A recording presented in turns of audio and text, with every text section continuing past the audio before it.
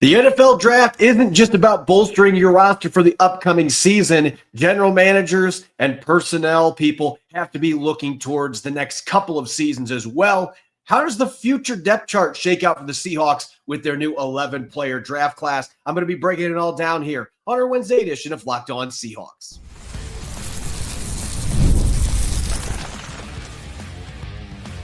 You are Locked On Seahawks, your daily Seattle Seahawks podcast. Part of the Locked On Podcast Network, your team every day.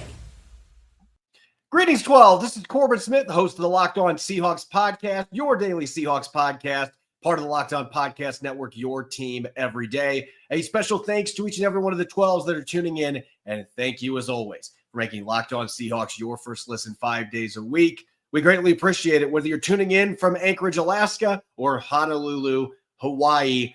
The Seahawks now moving towards the start of rookie minicamp, which will be coming up on Friday. They've got a new 11-player draft class. I'm going to be taking a deep look into how that new draft class impacts future depth charts, not just 2025, but looking towards the next 3 seasons on offense, defense, and special teams. And we've got a Wednesday mailbag coming your way as well. Before we kick off the show, if you love Locked On Seahawks, make sure to check out Emerald City Spectrum. It's my new venture. I've got several great writers that are covering all the major pro and college teams in Seattle. You can check out my first 53-man roster projection, my detailed grades for all 11 of Seattle's draft choices this year, and much more. Again, that's emeraldcityspectrum.com. Just $6 a month to subscribe, or 19 cents a day, less than a quarter a day. And we've got outstanding content. If you're a Locked On Mariners fan, Ty Gonzalez dishing out Mariners content on there as well. Again, that's emeraldcityspectrum.com. Let's get to our lead story here on our Wednesday edition of Locked On Seahawks. It has been only a few days since the 2025 NFL draft concluded, but the Seahawks will soon be on the field checking out their 11 draft picks and a bunch of undrafted signings and tryout players as well at rookie minicamp, a 2-day event Friday and Saturday at the VMAC. And when you look at the draft, it's always going to be about what does this group bring to the table right now. But if you're not a fan and you are in a front office for an NFL team, you've got to be looking towards the future as well. You've got to have a 3 or 4 year vision. And the Seahawks certainly look to be attacking that on the offensive side of the football in this draft. So what I'm going to be doing in this episode, and I do this every year within the first week after the draft, love to look at where all of these selections potentially fit in at variety of positions in terms of the future depth chart for the Seahawks 3 years from now. So 2025, 2026, and 2027. And under this presumption, I'm just basing all these depth charts off of the way contracts are structured right now. So a player like Charles Cross could very easily have a multi-year extension instead of the 5th-year option, but may only have him down there as a starter left tackle through 2026 because that is what he is currently signed up for, hasn't had that extension yet. So looking at how this draft class impacts the future depth chart on the offensive side of the football, first off at the quarterback position, Jalen Milroe coming in as a 3rd-round pick from Alabama. I would anticipate that the only way that we are going to see him as the starting quarterback in the next 3 years is if Sam Darnold just comes in and falls flat on his face. Or maybe Milroe pulls a Russell Wilson. I don't see that happening this year. He obviously has elite athletic traits, but Darnold is under contract through 2027. And even though they've got easy outs, the Seahawks have made it clear they're hoping that he could be the guy. So for now, have to have him as the starter. Running back is really interesting because Ken Walker III has got 1 year left in his contract. Running back extensions can be kind of tricky just because of the longevity and injury concerns at that spot. And he's had injuries the last 2 years, hasn't gotten to the 1,000-yard mark, only had a little over 550 rushing yards last year. This is going to be a critical season for him, not just on the free agent market, but to come back to Seattle. So right now he's the starter, but next season, Zach Charbonnet would be penciled in. And then Damian Martinez is the only running back currently on the roster that in 2027 would be under contract. Now that obviously can change with Walker and or Charbonnet getting an extension, or Kenny McIntosh could be brought back. There's a lot of variables there, but right now in terms of long-term plan, and running back's always difficult at that position anyway with the attrition that you have in the backfield. But Right now, they're looking really good right now. Next season, Walker could be gone, and then Charbonnet and McIntosh are going to the last year of their deal. So I look at next year of the season where we can see Seattle be kind of aggressive trying to get a running back if Walker is not re-signed. As for the other skill positions, at receiver, JSN and Cooper Kupp are both under contract for at least the next 2 years. I have Jackson Smith and Jigba down for all three because the fifth-year option. I anticipate that he's a player that the Seahawks absolutely would use that on if they're not able to agree to an extension by that point. I would think they want another long-term deal. Cooper Kupp, who knows if he lasts all 3 seasons, but he is under contract for the next 3 years. Maybe somebody like Torrey Horton or maybe even Ricky White III ends up jumping into that receiver 2 spot from this year's draft class. But for now, it's Jackson Smith and Jigba and Cooper Kupp. And tight end is an area that's in flux. And I may have a question or two about that particular position coming up in the mailbag. But right now, Noah Fant's going to the last year of his deal. A.J. Barner's got 3 years left in his rookie contract. I would have him ahead of Elijah Arroyo on the depth chart for the next couple of years because he is a more balanced player, and he's going to give you that inline block. They're going to use a lot of 2 tight end sets, so you could have 2 starters at that position for the next several years, and Elijah Arroyo can be that other tight end if Noah Fant does not return. This could be a position they address the next couple of drafts to get a third wheel in there as well, with there being some depth concerns at that position. But this draft class where you're really going to see the potential impact early is going to be on the offensive line. And obviously you expect that when you invest an 18th overall pick in Gray Zabel. I would be stunned if Gray Zabel is not starting at left guard to open the season for Seattle. The position is there for him. It's nice and warm for him to take that spot. And I think the Seahawks are going to give him every opportunity. He's going to have to earn it, but they're going to give him every opportunity to win that job. So he would be penciled as your starter for the next 4 years. So through 2027, he's the guy at left guard. Charles Cross, again, I expect there's going to be an extension down the line, but through 2026 with that 5th-year option. And the rest of the offensive line at this point, this is just me making predictions right now. I think Christian Haynes, I've talked about it a lot this offseason, with the addition of John Benton, I think that this system better fits Christian Haynes. With his athleticism, he's a really good zone blocker. And last year, it just felt like, for whatever reason, Scott Huff just didn't seem to have interest in playing him. If you go back and watch the film, he wasn't great by any means, but it looked like he deserved an opportunity to see if he could play better with more experience, and he never got that chance. I'm interested to see how John Benton handles this. He seems like a player that would fit Benton and Kubiak's system extremely well. So I've got Haynes winning that right guard job. Center, I've got Oluwatimi still at that position, but could it be Jalen Sundell? Absolutely. Either way, Sundell's the guy that you could have on your roster for the next 3 years on club control as a restricted free agent at that point. Oluwatimi's got 2 years left in his contract. And the last spot here that is worth watching, right tackle, I think Abraham Lucas is clearly the biggest wild card when we're talking about the 2022 draft class that is now going into the final year of their rookie contracts. When Lucas has been healthy, his first year in the league, and then last year when he came back, he looked a lot better than he did the season before. Not quite 100%, but when he's been healthy, Lucas has been a top 10, top 12 caliber right tackle. And their run game has been much better with him in the lineup. He's a great athlete. Seeing the clips the last couple of weeks, he looks like he is in outstanding shape. That'll be awesome news for the Seahawks. But are they going to be willing to give another contract to a guy that has had consistent knee issues and missed more than half of each of the last 2 seasons?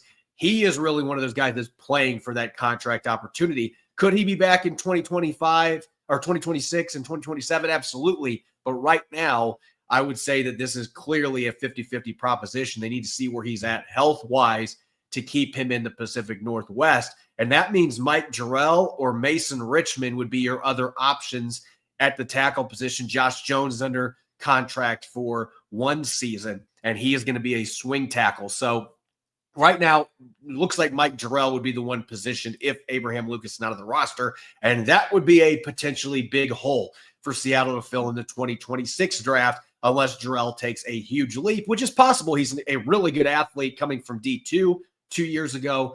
He could be a player that the light switch comes on with those athletic tools. He ends up being a really solid tackle in the league, but that is remaining to be seen. So those offensive positions, they've done a lot filling in gaps at those spots. And maybe somebody like Bryce Cable can come in and really push Christian Haynes. Satao Lamea started 6 games last year. But this is the way that I see it with this group right now. And you're going to have to look at your kicker position the next couple of years as well. I could see Myers getting one more contract from the Seahawks, but he is under contract through 2026, and then you don't have any kickers on the roster. But there's a lot more stability here now at a number of positions than there was after this draft class. When we come back, I'm going to take a break away from the future depth charts, and we got a bunch of questions from you, our valued listeners. I'm going to be tackling as many of those as I can, and then we will have our defensive future depth chart coming up later in the episode. You're listening to the Wednesday edition of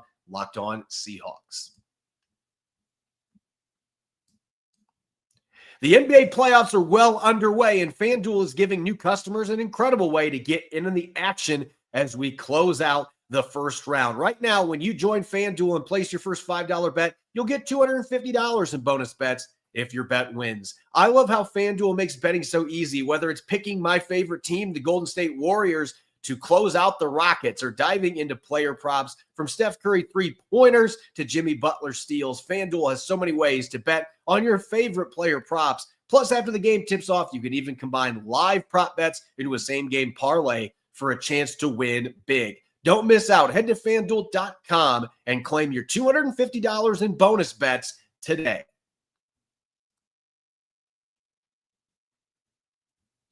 Welcome back to the Wednesday edition of Locked On Seahawks. This is your host, Corbin Smith. A special thanks to each and every one of the 12s tuning in. And thank you, as always, for making Locked On Seahawks your first listen 5 days a week. We greatly appreciate it. With Rob not coming back on the show till tomorrow, we're going to open up the mailbag on today's show. We've got tons of questions coming out of the draft, heading towards OTAs, rookie minicamp, from you, our valued 12s. So let's get to it. Our first one here, this one is coming from X-Ray Bird on X. How likely do you think it is that Jared Ivey makes the 53-man roster? Do you think he has a better chance than one of the 11 guys we drafted? So that second part of the question, I'm going to say yes. I think that Jared Ivey has a better chance to make this football team than a few of the late draft picks that the Seahawks made. And all of these guys have a chance to earn a roster spot. But I had Jared Ivey at number 153 on my big board. So I had a 5th-round grade on him. And the reason he was that low was because the athletic testing was atrocious. A 2.0 relative athletic score out of 10. So he's a 20th percentile athlete. Those guys, typically, teams are not rushing to draft them. But when you turn on the film, Jared Ivey plays quicker than that. He's a plotter, but he has some slitheriness to him you would not expect from a guy that isn't a great or even good athlete. And he compensates for the athleticism deficiencies with a motor and a violent set of hands that not many defensive linemen in this class offer. He knows how to fire his hands into opponents, knock them backwards. He can stack and shed. He's 274 pounds at 6'6". I think you could get him up to 285 real easy, and you could have him do what you did with Mike Morris the last couple of years and hopefully get more production than they've gotten from Morris. A player that can play that 3-tech, can play 5-tech big end, and still stand up occasionally in a 2-point stance if you want. He's played in stunt-oriented systems at Ole Miss, so he can mix in with that in Mike McDonald's scheme. And I just look at the fact that this team, there really is a big gap from the first 4 edge defenders on this roster. There's not really a 5th one unless you want Jamie Sheriff. Maybe he builds off of last year's training camp. Tyreek Smith has not been able to make that jump several years in the league.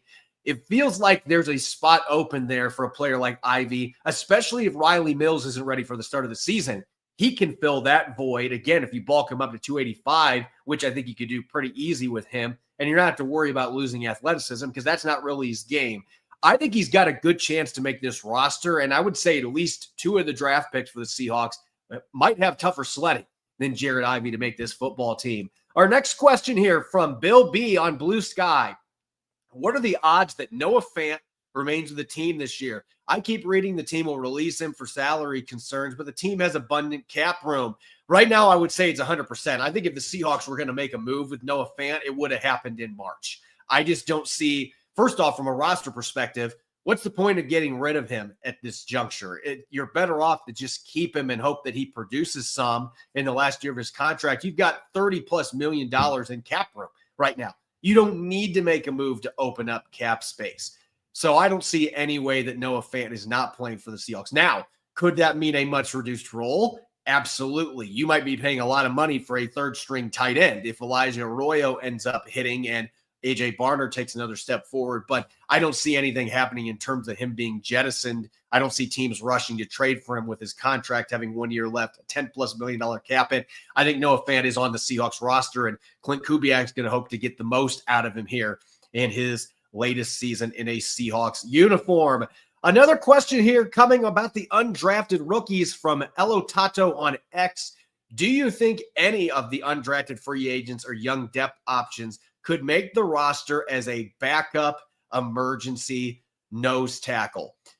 To be honest, I don't think that Seattle has anybody on their roster. I mean, they just re-signed, or at least the reports are out that the Seahawks have not officially announced it, but bringing back Jonathan Hankins, he is going to be your nose tackle. And I thought coming out of the draft with them not picking one, that seemed like it was a pretty clear and obvious thing that was going to happen quickly. So they're going to bring back Jonathan Hankins. Quinton Bohanna has played in some games in the NFL, but he's not going to offer you pass rushing. He's really that fringe roster practice squad guy. And Brandon Peely, I think right now is clearly a practice squad guy. The Broncos weren't impressed with the way he played last year. They ended up cutting him. Seattle didn't give him a chance to play in any games. So I don't know that either one of those guys, and Cameron Young got cut. I don't know what the Seahawks are going to do on that front. But I will say that there are a couple guys in this undrafted class that I am intrigued by. And I want to start off with a player coming from Iowa State. And I always mess up. There's like three players on this roster that have initials that are gosh, I'm messing up a lot here. They have a lot of initials here that they have issues, or I have issues with remembering them. So as far as players that I think could make this roster that are undrafted, that it would make some sense on for the Seahawks, I believe it's Richardson from Iowa State. And he's a player that has been extremely productive at the college level in the Big 12. He's undersized, he's only 301 pounds, but he's played nose tackle against Big 12 competition. So this is a player who I think coming in, he's got solid athletic metrics, particularly in the agility drills. Richardson is a player that I would keep a close eye on that could potentially make things interesting for the Seahawks just because they don't have much depth there. I could see Seattle signing another veteran off the free agent market to go with Jonathan Hankins, though. They've certainly got the money. Not a lot of options out there, but there's a few experienced players that they could look at. So as far as the undrafted crop, it would be RJ Richardson is a player that I think from Iowa State could make some sense here for the Seahawks if he can play his way onto the roster. I could see him signing somebody. The players who are on the roster, though, I'm not sure you're going to see Bohanna or Peely be a player that is going to be on the 53. Could very well be back on the practice squad as players you can call up if needed, but not sure if they're the players you're going to want to stash on your roster that are worthy of one of those 53 spots. Next question here coming from Hawks fan 12th on X. Have you heard anything in regards to Shaq Griffin coming back to the team? To be honest, at this point, since the draft happened, I haven't heard anything on that front. Coming out of the draft, I thought there was a very good chance that the Seahawks were going to re-sign Griffin. And I still think that is probably what is going to happen here because Seattle did not draft a corner. They did get two undrafted ones at that position, though, that I'm intrigued by. Isaac Waxter from Villanova and Zy Alexander from LSU, two players that I had decent grades on coming into the draft process. Waxter, I had a draftable grade for. Alexander, I had undrafted just in the outskirts of the 7th round. But both these guys have played a lot of snaps in college. You've got good sides with Waxter. Alexander's got ball production in the SEC the last couple of years at LSU. So maybe that's what the Seahawks decide to go with is just some of these young players to give them a chance to compete. But bringing Griffin in to battle against Josh Jobe and make Jobe have to make sure he wins this job back after being a revelation last year, I think that would make a ton of sense for both sides. And Griffin played pretty well for Minnesota last year and showed that he's still got something left in the tank. He can still run. So I think it would make sense. I would be leaning towards this being an 80%, 20%. Then I'm 80% sure the the Seahawks are going to sign him at some point here this offseason. Our next question coming from Hawk Dude on Blue Sky. What do you think of the chances of Bryce Cable wrestling the starting right guard position away from Christian Haynes or Satoa Lamea? I think at this juncture, it's probably fairly slim chance that he is going to be taking that job from either one of those players. And Anthony Bradford is still on the roster, so we have to consider him in that as well. I would say maybe 5% chance that he can get in the mix to start for Seattle. Now, that does not mean he couldn't start down the line. I just see a player that has played tackle, has not played much guard, and I worry about the pass protection stuff. That was his biggest issue with the Jayhawks. He was much better last year, but he's had his share of issues keeping pass rushers out of the backfield. And moving inside, going against NFL defensive tackles, there's going to be a little bit of a adaptation shock potentially there. He's a great athlete. I think Seattle's going to hang on to him, at least on the practice squad, if not cling to him on the roster if he earns it as a swing reserve. But I think it's going to be tough for him to beat out Christian Haynes or Satoa Lamea for that starting job. Next question from Matt M. on Blue Sky. Which three players do you think are best positioned to make an immediate impact from this draft class? And, it's funny because I think you have to put Gray Zabel at the top. I mean, left guard, as I said, is wide open. You don't draft a guy 18th overall for him to sit on the bench. So I think Gray Zabel would be number one in that list. Nick Emawari would be number two on my list because he's a 3-year starter in the SEC. And maybe he doesn't start with Kobe Bryant and Julian Love being in the lineup, but he's going to play a lot of snaps as that third safety. And eventually going to get a point where Mike McDonald's going to have a really hard time keeping him off of the field. So I don't see a situation where he is going to be, drug along and he's not going to play very much. I think he's going to play a lot of snaps for the Seahawks, and I think he's going to be ready for that. And number 3 on my list would be Torrey Horton from Colorado State. I think Torrey Horton's got a chance to play a lot of snaps for the Seahawks as a rookie. We're talking about a player who had 2,000-yard seasons at Colorado State. He's got a lot of similarities to Marquez Valdez-Scantling, but I think there's more to his game. He can create after the catch, and he's a guy that you absolutely can get involved in the short to intermediate game, along with his ability to win downfield and win jump balls. So I think Torrey Horton has got a chance to be an impact player early for the Seahawks. And real quick, our last question here, this one coming from DK is a Wookie on X. Any veteran trade targets you think could happen? Devin Lloyd, sure up the linebacker room, for example. I don't see them going after Devin Lloyd at this point. I mean, you just re-signed Ernest Jones, and I think the Seahawks are very high on Tyrese Knight, who had some good moments in the second half of his rookie season. And I think that they like Jackson Woodard, the undrafted free agent out of UNLV, to compete with Drake Thomas and Josh Ross, Patrick O'Connell.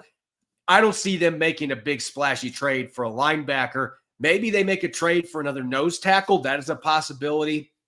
I don't see offensive line at this point either, since you just invested a first-round pick in Gray Zabel. I don't see them bringing in a veteran from another team in that capacity either. So I don't know that you're going to see anything splashy at this point. They've got all this cap space. Everybody's wanting them to burn it, but this might be a case where the Seahawks try to roll a good chunk of that over into the 2026 season. I'm not expecting any significant moves, maybe some trades at the end of training camp like we've typically seen from John Schneider, but I don't see them making anything unless they're going to be bringing in another nose tackle, and maybe they trade a player in a position that they have a lot of depth, or they trade a late round pick that don't have as much draft capital next year. So I'm not envisioning that, but we'll see. John Schneider has a tendency to throw curveballs even this time of year. When I come back, going to go to the defensive depth chart, looking from a future standpoint through 2027 and how this year's draft class, they only have 2 defensive draft picks, but we'll be looking at how things shape up for them over the next 3 years coming out of this draft. I'll get to that up next here on our Wednesday edition of Locked On Seahawks. This episode is brought your way by Monarch Money. Ever check your bank account and wonder where the heck did all my money go? Between dining out, online shopping, and entertainment, it's easy to lose track, and that's where Monarch Money comes in. Your personal CFO, giving you full visibility and control over your finances. Monarch Money isn't just a budgeting app. It's a complete financial command center. You can track all your accounts, investments, and spending in one place, so you stop just managing your money and start building wealth. When I started using Monarch, I realized just how much I was spending on food delivery, Now I budget smarter and save more. Instead of juggling multiple apps, you can use Monarch to check your finances, track spending, and even plan long-term goals. Managing money with your partner is smoother than ever. You can now track shared and personal accounts, set goals, and stay on the same page without the stress. Take control of your finances with Monarch Money. Use code LOCKEDONNFL at monarchmoney.com for 50% off your first order. That's monarchmoney.com, code LOCKEDONNFL for half off your first year. Welcome back to the Wednesday edition of Locked On Seahawks. This is your host, Corbin Smith, and a special thanks, as always, to all the 12s who are tuning in. Thank you for making Locked On Seahawks your first listen 5 days a week. We greatly appreciate it. The NFL draft in the rearview mirror. We've got rookie minicamp coming up on Friday and Saturday, then OTAs, moving into on-field practices shortly after that, minicamps, and then it's on to training camp. In a blink of an eye, we are going to be to the start of the 2025 NFL season. Keeping that in mind, though, I want to look from a long-term lens today. I already did this on the offensive side of the football, but the draft isn't just about the upcoming season. You have to have an eye towards 2, 3, 4 years down the road as well, where you're going to have positional needs, where you've got some difficult contract situations that could arise, maybe some aging players that you might have to move on from as cap casualties. You have got to have all of those factors in your mind when you were looking at the draft, not just going out and picking 7 offensive linemen with your 10 picks. You have to be able to look at the future as well. And the same goes for defense for the Seahawks. Now, this year, they only used 2 of their 11 draft picks and defensive players. This was an offensive-heavy, a historically offensive-heavy draft by the Seahawks. With that being said, there were a couple of additions here that I think have a chance to play significant snaps for the Seahawks pretty quickly in this draft class. And I want to start off on the defensive line here. Byron Murphy II, the first-round pick from 2 years ago, I've got him penned in as a starter at one of the defensive end spots, along with Leonard Williams. And I've still got Jaron Reed listed as the nose. We're going to see Jonathan Hankins mixing in there this year, but Jaron Reed is under a 3-year contract. So right now, Leonard Williams has got 2 years left in his contract. Riley Mills in 2027 is the player that I've got penned in there. Maybe Leonard Williams gets another contract, but defensive line-wise, Seattle's got some continuity there for the next few years because Williams got 2 years left in his contract. Murphy's got at least 3 years, if not 4, if you pick up the 5th-year option as a first-round pick. You've got that ability with him as well. Jaron Reed, maybe he's 1 or 2 years and then you cut ties, but he's under a 3-year contract. So they've got a lot of continuity at that group. They've got some long-term expenditures, some players on rookie deals as well. And so that is a position group that they can continue to add some veterans in reserve roles. But right now they've got their starters set up. And Riley Mills is a guy that, if he's healthy, can absolutely be a player that can step in this year and help the Seahawks in a reserve role and maybe be a starter down the line. He was a second-team All-American at Notre Dame. He is a high motor, talented player with quick get-off. He's got pass rushing ability, can be stout against the run. There's a reason the Seahawks were so excited to get him when they did in the 5th round. So there's youth, there's experience. D-line, you got to feel pretty good about. And I think you can say the same for the linebacker position. Ernest Jones with a 3-year contract. Tyrese Knight has 3 years left on his rookie deal. The Seahawks feel like they are in a much different position than they were this time last year when they were going into the season with Tyrell Dodson and Jerome Baker on 1-year contracts. So you didn't know how those guys were going to play. You didn't know if either one of them was part of your future. They didn't even get out of the 2025 season without being traded or cut. And so they are in a much different spot, much better with Jones and Knight. I have those two tabbed as their starters for the next 3 seasons together. That gives you some value. Where things get murky is at the outside linebacker position. And this year, the Seahawks are in decent shape. They've got Uchenna Nwosu. They just signed DeMarcus Lawrence. You have Boye Mafe in the last year of his contract, Derek Hall. From a short-term standpoint, the Seahawks have 4 really solid rushers and defensive ends that they can put on the outside in Mike Macdonald's scheme, and they can rotate those guys. It's going to be a starter-by-committee approach depending on opponent. That's the kind of talent that you've got there, and there's still plenty of upside for players like Mafe and Hall. If Nwosu's healthy, he can be a Pro Bowl, borderline all-pro caliber player He just has not been able to get over these injuries the last couple of seasons. So that is a little bit of a red flag. But you're looking at the possibility next year. Boy, Mafe could be in a different uniform. Nwosu could be in a different uniform because he got a big cap hit next year. Seattle could choose to move on at that point, especially if he's not healthy this year. It makes the decision a lot easier for him. DeMarcus Lawrence is going on 33. He's got a 3-year contract, but very unlikely he's going to be seeing the end of that deal. Maybe a 1 or 2 year contract at most in Seattle.